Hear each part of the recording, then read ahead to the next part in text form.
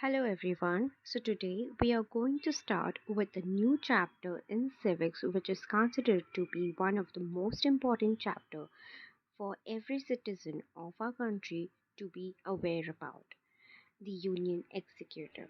So now let's discuss about the chapter. The Union government means the central government. The Union government is made up of the following constituents. You know that the legislature, executive, and judiciary are the three organs of the government and that they work for the welfare of the people. In a parliamentary system, the executive is a part of the legislature and is responsible to the legislature.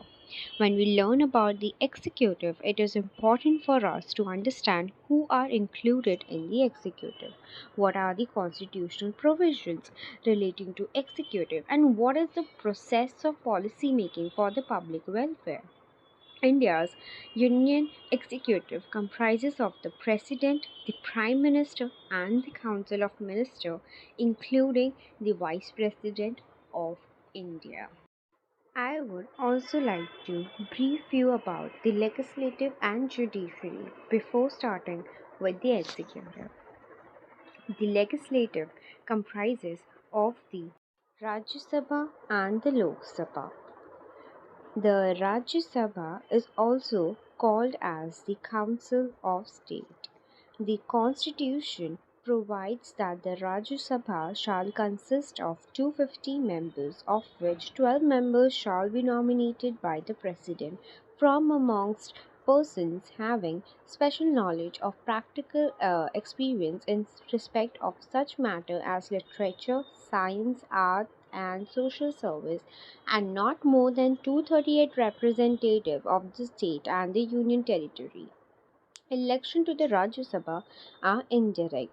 Members representing states are elected by elected members of legislative assemblies of the states in accordance with the system of proportional representation by means of single transferable vote.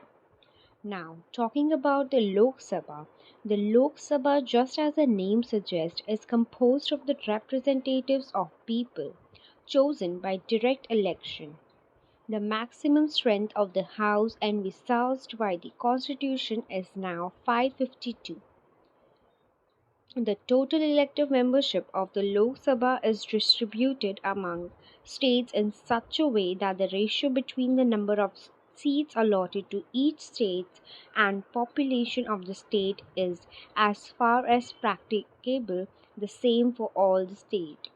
The lower house is called as the Lok Sabha and the upper house is known as the Rajya Sabha. Now, the judiciary comprises of the Supreme Court, the High Courts, the District Courts, and other subordinate courts come under these. The judiciary is considered to be the protector of our Constitution, and every human or every citizen of our country is being assured of given rights. Now, we can start with the executive. According to the provisions in the Constitution of India, the President is the supreme head of the state. The office of the President has the highest honor and prestige and it represents the Republic of India. All executive powers of the state are vested in the President by the Constitution. The government carries out its function in the name of the President. However, in reality, the Prime Minister and the Council of Ministers run the government. Therefore, the President is the nominal and constitutional head, whereas the Prime Minister is the executive head of the country. I hope you all know about our current President of India, Miss Draupadi Murmu. Draupadi Murmu was born in 1958. She is an Indian politician who is serving as the 15th and the current President of India since 25th July 2022. She is the first person belonging to the tribal community and also the second woman after Pratibha Patil to hold the office. She is also the youngest person to occupy the post of president. She is also the first president born in independent India. Prior to her presidency, she served as the ninth governor of Jharkhand between 2015 and 2021 and held various portfolios in the cabinet of government of Odisha between 2000 and 2004. There are some qualifications which are required for being the president of a country. Firstly, he or she should be the citizen of India, have completed the age of 35 years, qualified for the election as a member of Lok Sabha, not hold any office of profit under the government of India, state government of any local authority, and he or she shall not be a member of either House of People or House of Legislature of any state. These requirements are there because the post of the president is the topmost post and he is considered to be the head of the country. Therefore, the very important qualification is of him or her being the citizen of India. The president is indirectly elected by the people of India. The common people do not vote in the election of the president. He is elected by directly elected representatives of the central and state legislatures. The group of these parliamentaries and members of the state legislatures is known as the Electoral College. The tenure of the president is 5 years. The person elected to the position of the president has to take an oath while accepting the post.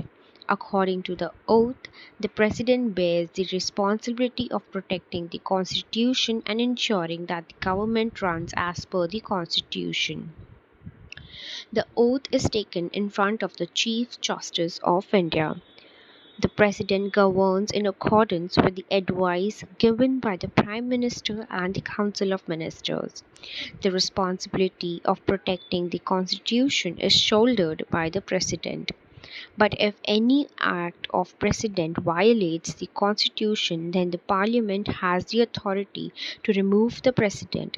This process is known as the process of impeachment. Any one house can lay the charge of violation of the Constitution and the investigation of the charge is carried out by the other house. The resolution has to be passed by the special majority of two-thirds members of both the houses of the Parliament.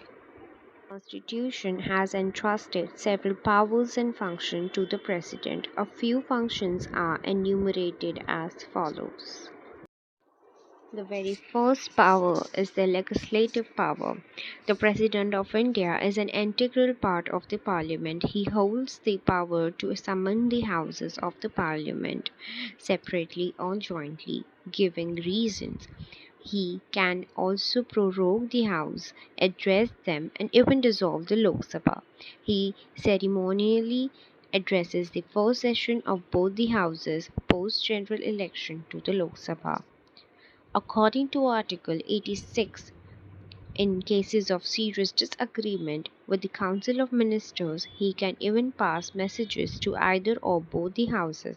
The President also nominates 12 members to the upper chamber, the Rajya Sabha, who have excelled in the fields of art, science, etc. This is done to ensure representation to all sections of the population who may not occupy such position through election.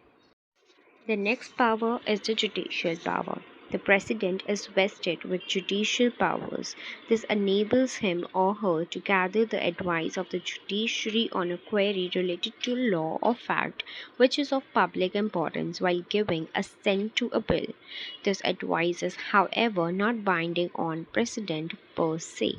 Likewise, the judiciary is bound to offer advice only on the matters of pre-constitutional agreements and treaties. Pardoning powers. Power of pardon of the President under Article 72 is different from judicial power. as the president can grant pardon or reduce the sentence of the court. Even if a minimum punishment is specified, he or she can even suspend, remit, or commute the sentence in certain cases.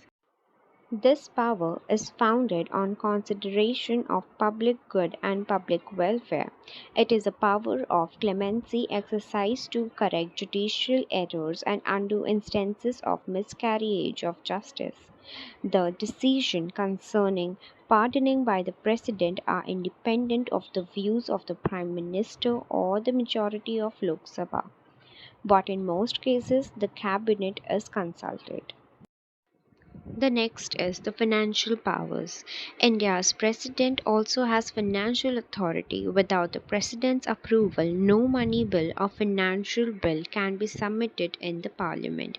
He or she is required by the Indian Constitution to also represent the annual financial statement, also called as the budget, to both houses of parliament.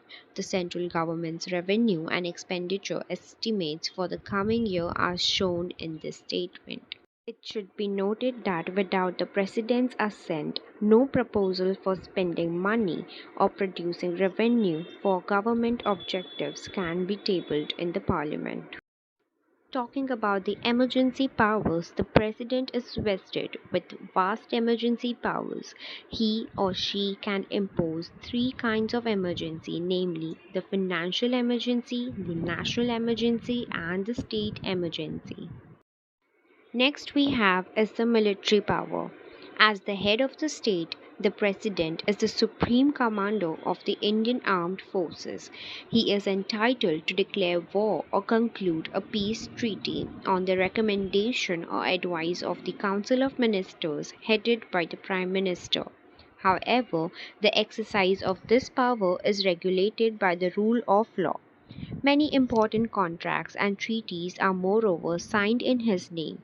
He also appoints the chiefs of the service branches of the army. Next, we have the diplomatic powers. The president represents India in international forums where his presence is ceremonial. He also sends and receives diplomats or ambassadors, that is, Indian Foreign Service (IFS) officer. Moreover, all international agreements and treaties are negotiated and concluded in the name of the president, though they are carried out by the Prime Minister and his cabinet with the sanction of the Parliament. Now, in the last, we have the executive power.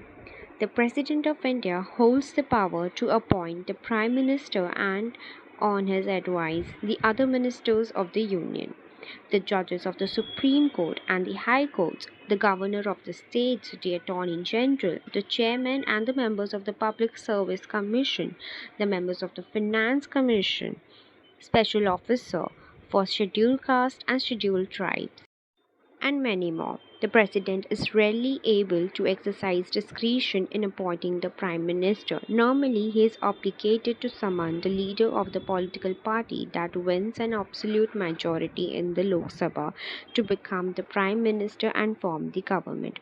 Only in extreme instances does he have discretion authority in this subject. For instance, when no political party obtains a clear absolute majority and no council of ministers can be established without a coalition of parties, the president can select the prime minister using his discretion.